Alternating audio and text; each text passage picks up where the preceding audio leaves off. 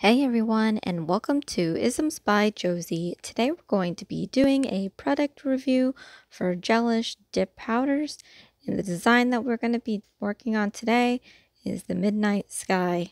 So for my returning subscribers, thank you so much for tuning in, and for my new viewers, please consider subscribing, share, like, leave a comment below, and click on that notification bell for future videos. I started off by using step 1, which is the prep for this Gelish Dip Powder kit. And we'll be applying one layer of this to each nail. And the way that it smells and looks like brushing on reminds me of a dehydrator. And the next step I'm using is base coat. And today we'll be using the dip powder under the stars. It's a nice navy blue color with some glitters in it. And the way that this base coat applies onto the nail, it kind of reminds me of crazy glue.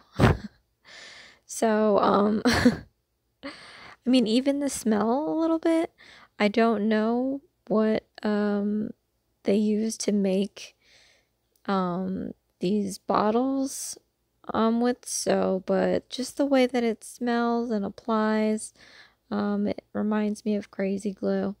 So after pouring on some dip powder and letting it settle a little bit, I'm just going to brush it off and move on to the next nail. So in this video, you're going to be seeing me do the first layer to each nail, and then just so that I don't make it too repetitive, I did 3 coats of this, but I'll be only showing it on my thumbnail. So this is a nail fail for anyone that saw the picture of this video, cover picture of this video. I did stumble upon some big issue, and I just it threw me because in my previous video, my New Year's Eve nails, I used the glitter and gold dip powder, so I already had used this kit and I had no problems. But in this video, you're going to be seeing that I had such a huge problem doing this design today that I'm embarrassed. And I feel a bit sad because I'm all about Gelish products, and I'm thinking that it's something that I did, but we'll talk about it when it happens. So what I wanted to add is for everybody to have a happy new year. It's only been maybe a week so far, so if it's not starting out right like it is with my nail design, you know, no worries. We still have a lot more days to go till the next year. And I can only wish many blessings for everybody for the year to come. So, like I said, I'm just going to be showing the 3 coats that I did, but just on my thumbnail so that we don't spend this whole time watching the dip. But see, this part is fairly easy, and I actually like this process of just pouring the powders on. It seems like a very simple and straightforward idea of just getting a nice smooth layer onto your nail and building that up, especially if you want to keep the integrity of your natural nails. In one of my future videos, I'm going to be doing the removal of dip powder on my nails and see if I can keep my natural nail as is and prevent too much damage. But since I am, my goal for 2022 is to grow out this hand. I want to see some tips on this hand. So we're going to try to gun for that. So the third step is the activator. You put a layer of this onto each nail. And from my understanding, this activator is going to help like, okay, when we put, after this step, we have to put another of base coat. It kind of like eliminates dry time. So as I'm applying this coat on top here, it dries very fast, and I think that's pretty cool. So I don't have to sit there and wait for all this stuff to cure.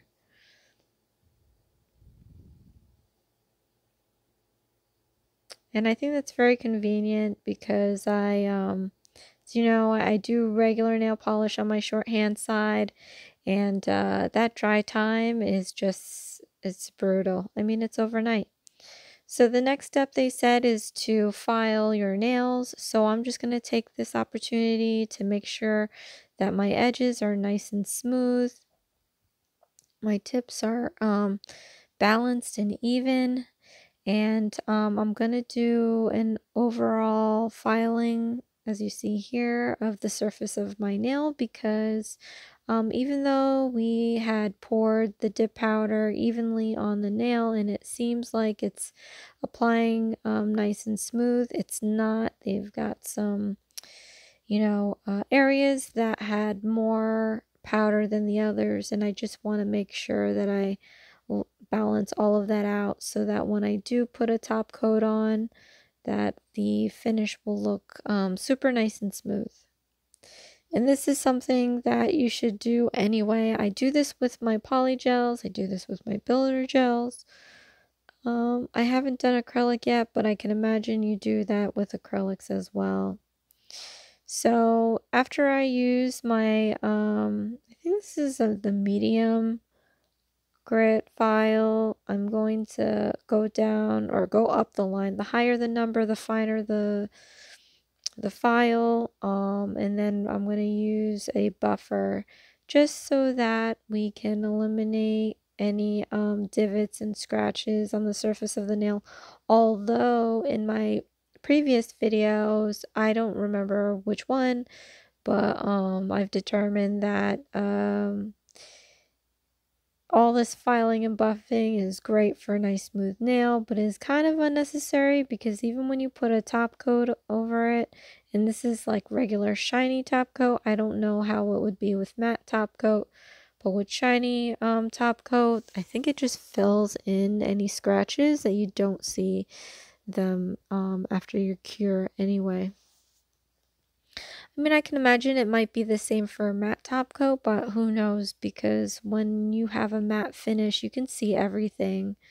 So, I don't know. But either way, I like to go up through the files and use a buffer on the surface of my nail so that the whole thing looks nice and perfectly smooth.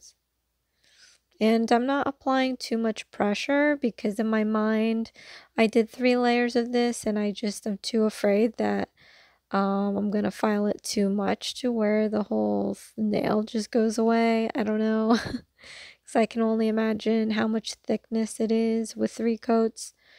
So, yeah. I'm just applying enough pressure to see that I am filing something off the nail.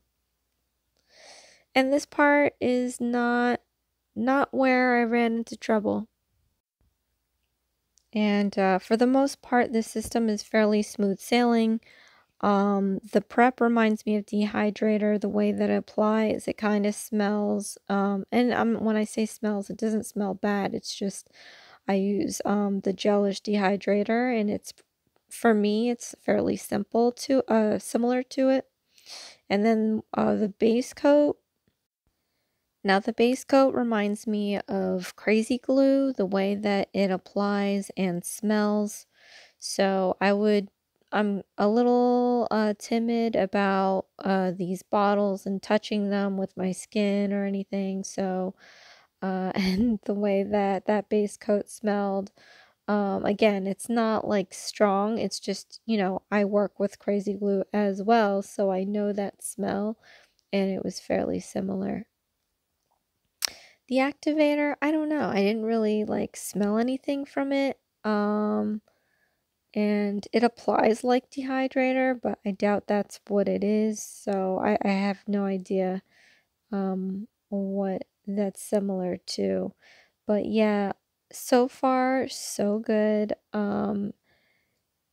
These parts are actually the fun parts that I have. Like I said, the base coat to powder was pretty fun to do, fairly easy, and the filing is obviously something that I like to do. It's tedious, but I like to make sure that I get a nice smooth surface at the end of this whole thing. And now I switched to my cone shape bit on my e-file, because the one thing that I can say about this dip powder system, and I can imagine it's the same for other dip systems, that you do build up a layer to where if you look at your side profile of your finger, of your nail, you can see that it kind of bumps out near the cuticle area, making it look like a little too fake for me. Like I don't, I mean, obviously with my right hand side is severely fake, but I don't like too much of a bump at the cuticle area. I like it to be nice and um close to the cuticle and then grow out at the apex, you know, like a normal nail would. But I think dip powders just kind of prevent that, since you're kind of caking on layers as close to your cuticle as you apply it. So that's the only thing. But I get how this whole thing is, and I'm liking that it does leave a layer of protection for my natural nail. So hopefully the removal, when I do that video, will come out great, because I can see myself having a nice tip down the road this year. And again, I'm trying to grow out my nails on this hand for 2022, just to see if I can do it, because I don't, you know, I don't really, I mean, naturally I can't keep a tip, I feel, because I work so much with my hands. But I think these days, these past few years, I've been more careful about not, you know, using my nails to jab boxes or open things. So it'd be nice to see some growth in my nails this year. So after I finished filing, I just took a lint-free wipe and nail cleanser and removed the dust off of each nail. And then we're going to go back in with this activator. So I'm putting a layer of this.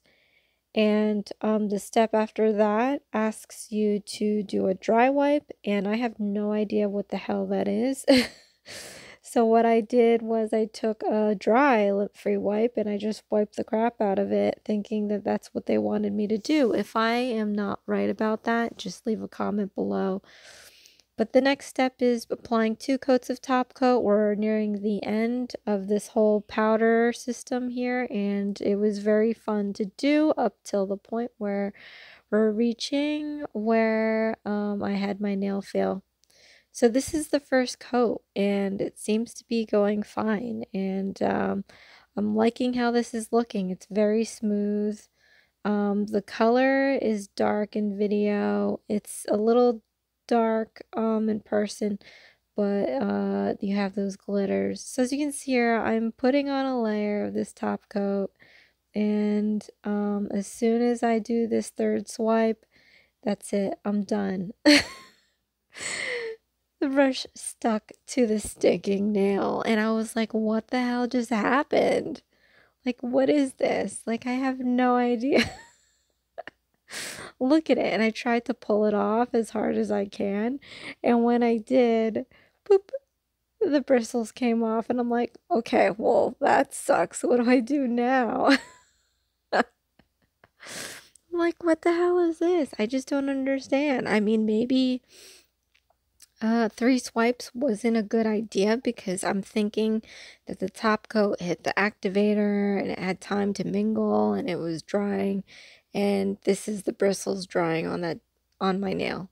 So I just took a freaking nail clipper and I just chopped it off, because like, how else am I gonna get it on there? I have this other bottle that I'll show you later to like soften hardened brushes, and I'm like, well, I can't pour this sucker on there, and I can't soak my finger in that solution because I don't really know what that is. But this is what happened here.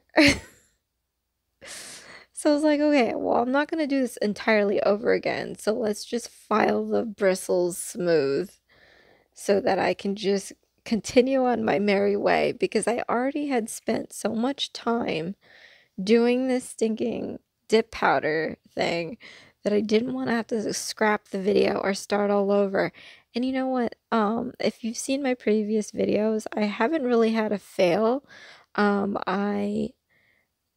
I feel like I've gotten lucky so many times, especially when doing things for the first time, like the jelly tips and the dual forms. Like I haven't um had anything bad happen, but that was bad. So what I did was after I filed, I ended up putting regular top coat on my ring and pinky finger. So let's move on from that mess.